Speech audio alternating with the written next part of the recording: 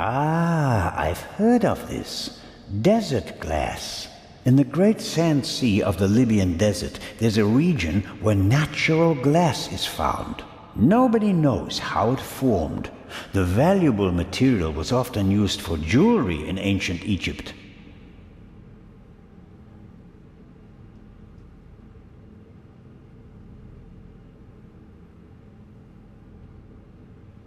Several daggers in a row. Their shapes and patterns look timeless, elegant. What does it say here? The dagger on the left is a replica of the dagger from the tomb of Tutankhamun. It must have been incredibly precious during his lifetime because it's made of iron. Thousands of years before the Ice Age, meteorites were the only source of pure iron. So a star that fell from the sky, bringing a substance that's harder than anything they'd known before, would have been a dramatic event. No wonder they used it to forge a weapon for the godlike pharaoh.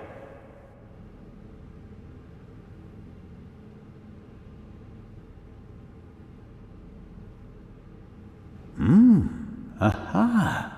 This shows how the ancient Egyptians were able to move the heavy blocks of stone to build their pyramids and temples. They used ropes, wooden sleds, and poles as levers. These exhibits aren't originals, of course. They're reconstructed, based on old pictures. Nonetheless, it's impressive how they managed to build monuments like the pyramids with such simple tools.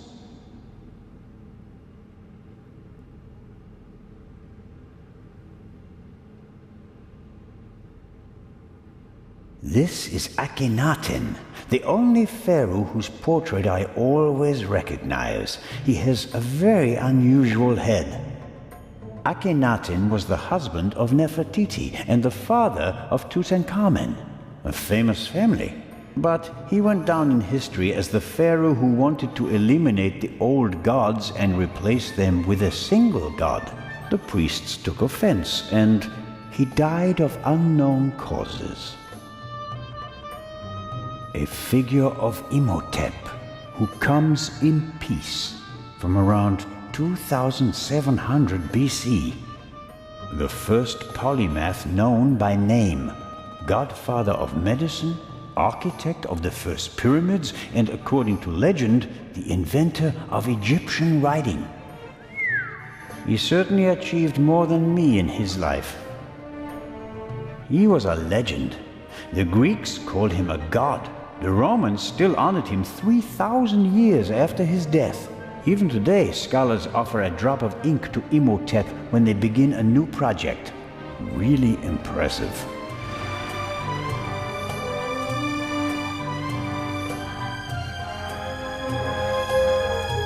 Impressive, isn't it? Thousands of years old and still beautiful. That it is. They dug it out of the sand near Thebes over 50 years ago. I was there. Really? I met my husband there. He was an assistant on the dig and was ordered by the director of the excavation to take care of that writer. I financed many excavations in the following years, here in Egypt and in the Near East. I visited my husband, together with our son. It was the best time of my life. But a museum is no place for nostalgia. What can I do for you? You've had a long and successful life, Lady Westmacott. What's that supposed to mean, Mr. Zellner? That I should be ready to leave the stage? Because I'm not. Oh, I didn't want... I'm here because life is here, Constable. Or was. I have never lived as much as I have here. No fame, no money can buy that. I understand. I'm sorry, Constable Zellner. Such an outburst isn't fitting for a woman of my age, and an English woman at that. Let's talk about something else. Your son. You haven't said much about him. Or perhaps you did, just not by name. You're an attentive listener, Mr. Zellner. I was wondering why you knew so much about Miss Miller's unhappy marriage. I stopped paying his bar tabs. stopped paying reporters to hush things up. He got to know her and went with her to America to start a new life. You can change your name easily, but not who you really are. He has my eyes, doesn't he? The Part 2 novel is for him, isn't it? If I couldn't provide Matthew with a good father, then at least I can provide him with a good start in life. When I was working on the ship, I felt like one of the detectives in your novels. You were lucky. It was an unusual murder. Most murders happen in the heat of the moment or are committed by idiots. They're uninspired. But Gebhardt thought it through. He could have succeeded. I don't know. He made too many mistakes. He couldn't have known that the Baroness, almost unconscious from the drugs, would lock her cabin door. But that was a risk. The plan was too complicated and sloppily executed. You certainly are a harsh critic, Mr. Zellner. He could have shot her on the side deck and thrown the weapon into the sea. With no witnesses, no one would have suspected him. How boring. Or if it had to be a complicated plan, then he should have worked more carefully. Should have thought of everything, had a plan B in place. Maybe he didn't have enough time. He had only a few hours to plan and commit the murder. Still, he should have covered his tracks more carefully. The audio tape, the bloody glove, none of that should have stayed in the medical center. Do you think that Dr. Gebhardt was the Raven? Was? Do you think he's dead? The letter sounded like he committed suicide. There's your answer. Does that sound like the Raven? Being unmasked? Taking the easy way out? My sentiments exactly. The Raven wouldn't commit murder, get caught, and then jump into the sea. You don't want everything to be over, do you? It's my chance to do something great. It can't be over yet. At least you solved the murder of the Baroness. You're a hero. That's not how the newspapers see it, nor I. Something's missing. I can achieve more. Careful, Constable. He who flies too close to the sun. Is that the myth of Icarus? To be honest, no. The story is Greek, and was only written down 1,000 years later. I was counting on the dramatic effect. Oh, worked well enough. Let's assume that the thief is still out there. Who is he? If all this were a novel, then it would be the one you least expect. Is that intended to be a confession, Lady Westmacott? What do we know about the new Raven? He's a man who would stop at nothing. Must it be a man? And how do we know that it's just one person? There could be several people collectively pretending to be the Raven. So, we don't know anything. That's not completely true. We know that he or she wants the Eye of the Sphinx, and will probably strike here, assuming he or she hasn't already gone. It may be the end of the story for me, Lady Westmacott. Inspector Legrand will arrive soon and send me to the hotel. I'll return tonight for the gala, hoping all the while that the Raven does dare to attempt a burglary. Tomorrow morning, I'll have to return to Switzerland. What an unsatisfactory ending that would be. It wouldn't be a triumphant ending, but it could be worse. At least you'd still be alive, Constable. Will you attend the gala tonight, Lady Westmacott? But of course. The antiquities, the delightful atmosphere, and who knows, perhaps there will be another spectacular burglary. And your cruise? The ship doesn't leave until tomorrow, and believe me, I'd cancel the cruise for this. As always, it was an entertaining and enlightening chat, Lady Westmacott. I'm going to miss our little chats, Constable Zellner. Goodbye.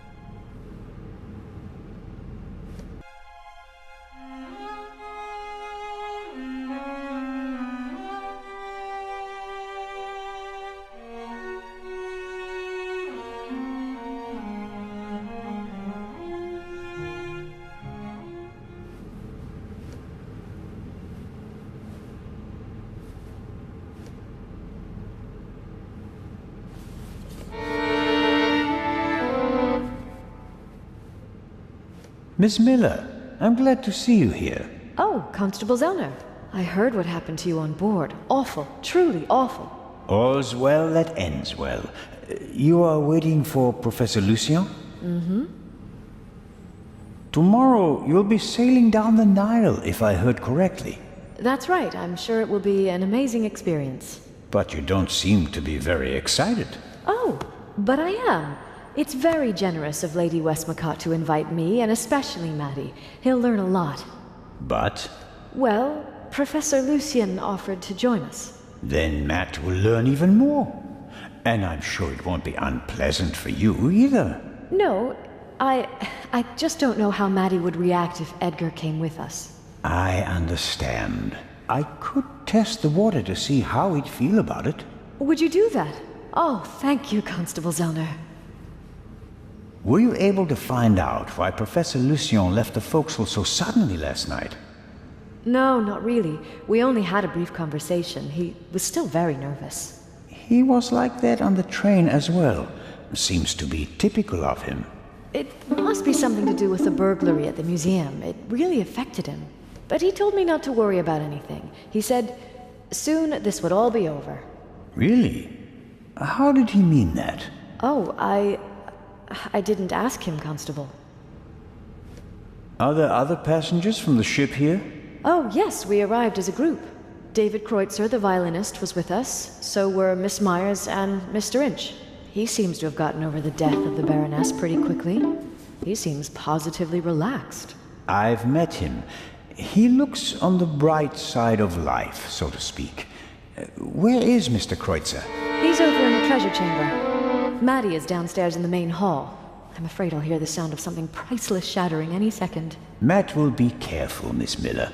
I'll continue my tour of the museum. Oh, yes, there's so much to see.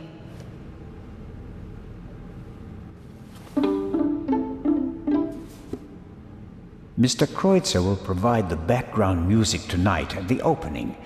Does he have anything else on his agenda? How are the acoustics, Mr. Kreutzer? Average. I wouldn't have expected anything else from a big stone cavern. How does it feel to have been accused of murder and to escape by the skin of your teeth? The whole thing could have had a bad ending for you. You didn't have an alibi. It was your gun. I must admit that I can imagine better ways to spend my time than being roughed up by Inspector Legrand. Your snooping actually paid off for me this time. Did you ever suspect me? Of murder? No. I think you're too intelligent to shoot someone with your own gun without arranging an alibi for the time of the crime. It seems like a lot of the passengers from the ship are here this morning. Nearly all of them. I had a brief conversation with the Baroness's butler. Between you and I, he seems quite happy to be rid of the old battleship. Mr. Kreutzer. Young Miss Mayers was here as well. Unfortunately, it seems like she's already disappeared again. Forget it. She's engaged. And the old witch with her caretaker and her brat are also here. What do you have against Lady Westmacott? The lady is more callous than the Queen of the Night. She chased her own son away, ice cold. I met him briefly. Flew to America because he couldn't stand her anymore. Did any of the guests behave suspiciously? Was anyone unusually interested in the treasure chamber or the security system? I couldn't say. I'm here to check the acoustics and then I'll come back for the gala tonight.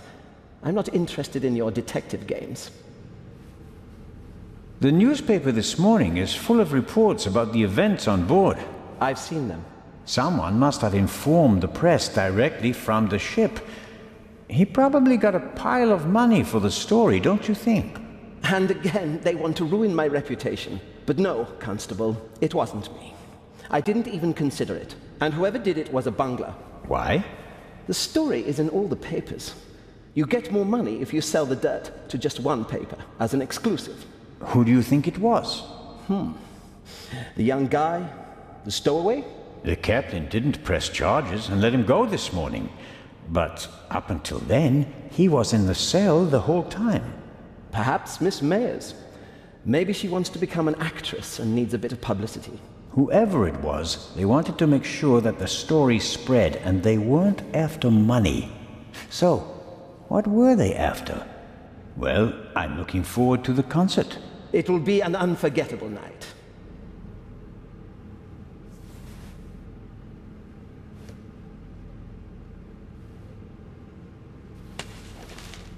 I can't read what it says, but the cover features a dashing picture of Legrand. It shows an energetic young man photographed from beneath, against the sky. That's the look of a man who can catch a thief and murderer in a single day. I don't believe that Legrand spoke to the press himself. He doesn't seem to like the attention, and he wouldn't falsely take credit for something he hadn't done. Well-trained guards are usually the best security system, although they didn't manage to stop the Raven in London. The gala will be crawling with guards tonight. The local police might also send some reinforcements.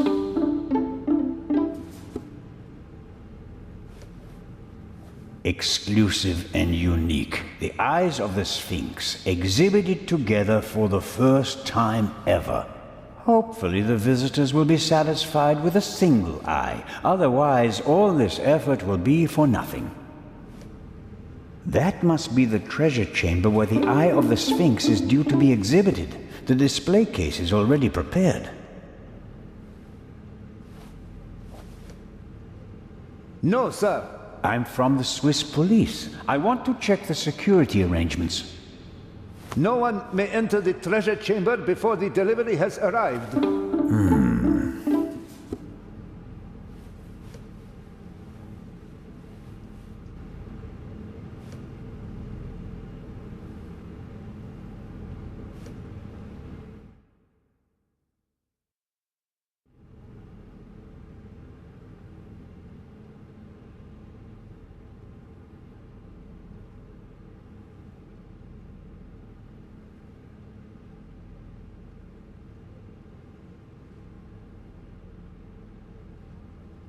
Ahoy, Matt! The statue was talking. The statue was talking? Yes. And what did it say? It said it was...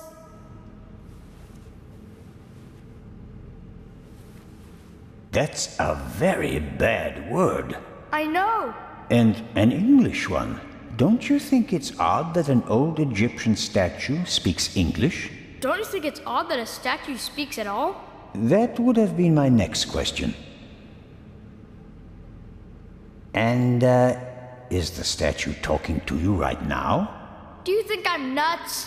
No, of course not. I just thought you might have much better ears than me. Ears that can hear statues. Some cop you are, Mr. Zellner. This is a mystery and you're just making jokes. You're right. It's just... Don't you believe me? We both agree that a stone statue without a mouth or vocal cords cannot speak, right? Yeah, I'd agree with that. Okay, that means you heard something else, and we have to find out what or who it was. Roger. I'm almost a bit envious of you. Going up the Nile on a ship, it must be great. Yeah, I guess. You don't sound so keen. I think my mom wants the professor to come too. And you don't? You can't tell me. What if Mom marries the professor and doesn't work with the lady anymore? We'd have to move to London, and I'd have to go to a new school. You like your life as it is, and you don't want to change a thing, right? But have you ever thought about whether your mother is happy? The world doesn't revolve around you, you know. If you're unhappy, you have to do something. Sometimes you have to take a chance. And in that case, you need all the help you can get. Do you mean Mom isn't happy? I don't know. What do you think? Ah, this we have to see. The eye is coming.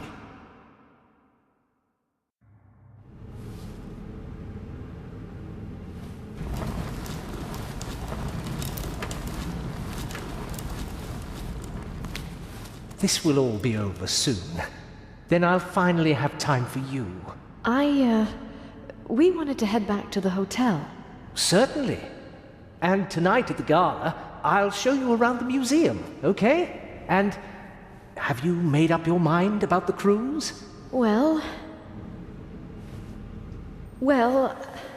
I don't really know.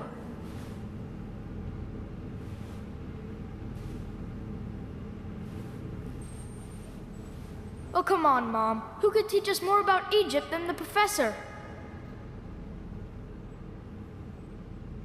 Then it's settled.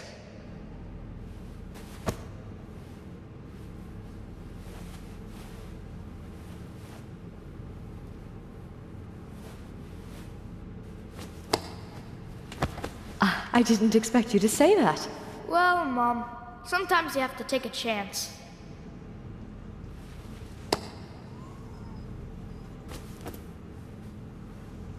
Well, who wants ice cream? Me! Actually, Mr. Zellner still owes me some.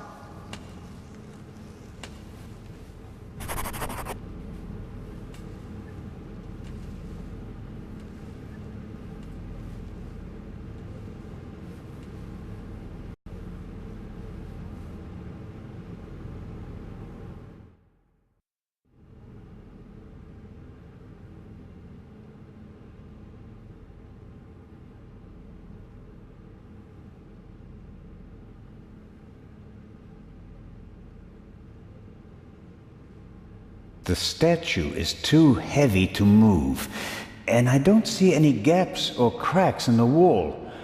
I don't think I'll find anything here.